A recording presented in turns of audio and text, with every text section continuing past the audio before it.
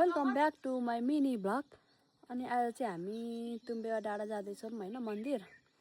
बहिनी आएको छ अनि बहिनीसँग रेडी भएर चाहिँ अब जान लागेको। यो चाहिँ कहाँ यहाँ रेडी हुँदैछ, यत्रो टाइम भइसक्यो वेट गर्दा गर्दा।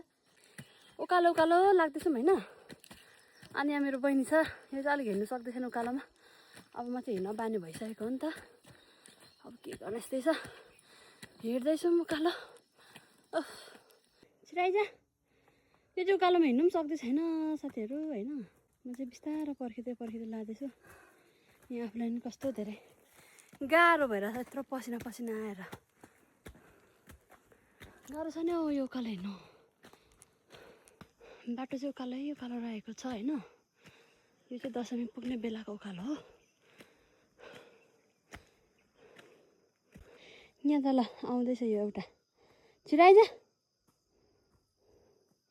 उकालो पनि फेरि यस्तो उकालो छ नि त यो, बाफ्रे। फाइनली हामी चाहिँ रोडमा आइपुगिसक्यौँ होइन। यो चाहिँ दशमी छेउको एउटा धर्मशाला हो। यो चाहिँ दशमी बजार हो होइन। अनि टक्कसँगले यहाँबाट चाहिँ यस्तो जाने हो। यहाँ माथि चाहिँ पुलिस चौकी पनि छ होइन।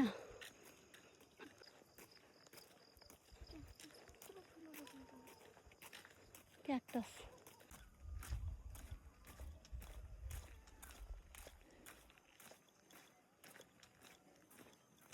अनि यता चाहिँ बाटो त छैन रहेछ साथीहरू।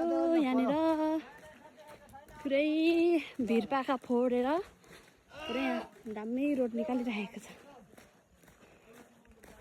यस्तो पो रहेछ हौ बाटोहरू पनि। हे भगवान, चम्के डाँडाको चाहिँ बाटो यस्तो छ है। म निकालेर पुरै भिरबाट बाटो निकालेर यस्तो भएको रहेछ हौ यता चाहिँ होइन। सब नि चम्के डाँडाको बाटो हो यो, भिरको बाटो। अघि मैले परबाट देखाएको थिएँ, यस्तो बनाएको रहेछ। हामी चाहिँ दिदी पनि जाँदैछौँ होइन यहाँनिर।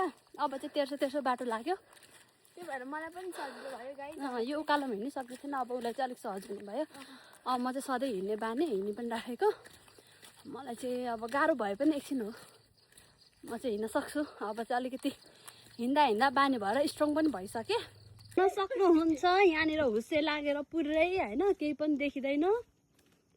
अनि बहिनीले चाहिँ मलाई पुरै भनिराखेको छ कि म चाहिँ हुस्से घारीभित्र अलिकति पर गयो भने चाहिँ अरे त्यो बाचा बन्धनको हुन्छ नि, त्यो गोरे गोरे भन्ने त्यस्तै देखिन्छ अरे। डर लगाउँछ हौ यसले बाटोमा हिँड्दा पनि। कस्तो खालको फेरि बाटोहरू त्यस्तो त्यस्तै छ नि त अहिले, हुस्से लागेर पुरै। अघि नै भ्याकुमा जाऊँ भनेको नि त, अगाडिको उसको डालीमा बसेर पर पुगिन्थ्यो, तँलाई भमिट पनि हुँदैन थियो हो भन्छ। हावा खाँदै झन् सुरु अगाडि नै कस्तो रमाइलो हुन्थ्यो। अन्त चाहिँ कति साह्रो फोन हेरेर हिँडेको नहेरिन भरे पर फोटो खिच्नुपर्छ। मेरोमा फेरि चार्ज सक्यो भने। मेरोमा त स्टेस हुनु पर्यो नि। यस्तै छ साथीहरू, कति बेला पुग्न। अब हुन चाहिँ तेर्सो तेर्सो मजा लाग्छ। अब उफ्रेको रमाको कति साह्रो उफ्रेको यो खुट्टा दुखेर एकदमै के हुन्छ नि। यति मजा लाग्दैछ नि, यति मजा। मजा त हुन्छ त नि। अहिलेसम्म खुट्टा दुख्दा चाहिँ कस्तो हुन्छ त नि।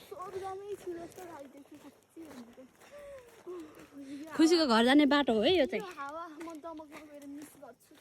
यस्तो छ बाटोहरू, यस्तो छ हालत। यसलाई ब्याग बोकाएको उकालोमा चाहिँ मैले बोकेर। यस्तोमा त म बोकिहाल्छु नि। हेर्नु तपाईँको